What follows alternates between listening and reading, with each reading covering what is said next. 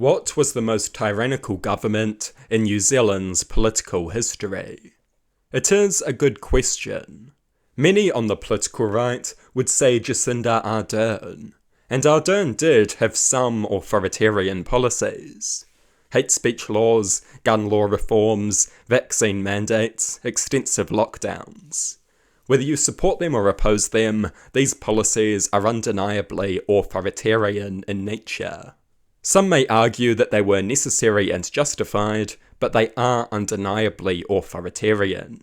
They increase the power of the government over the people. They represent the government taking a more active role in dictating people's behaviour. But Jacinda Ardern was far from exceptional. In the 1950s, the National Party provided New Zealand with a far more authoritarian leader. Sydney Holland.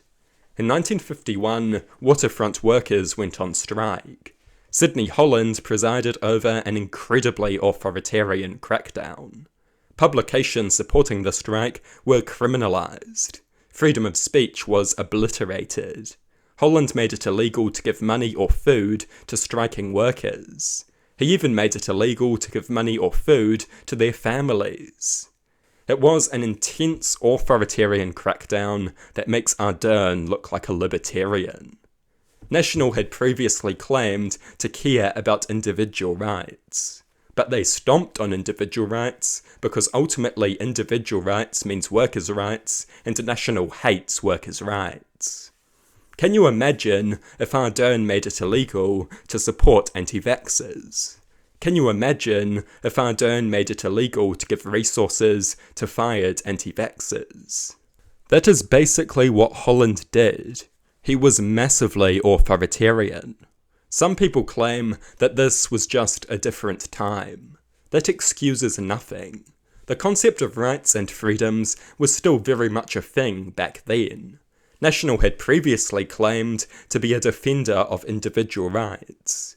The famous US Bill of Rights had been in effect for over 160 years at this point. Rights and freedoms were hardly an unheard of concept. National violated them anyway.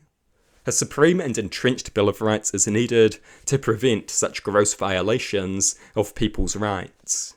The state is just as powerful as it was back in 1951. It could do the same thing, or worse. We need to limit its power while we can.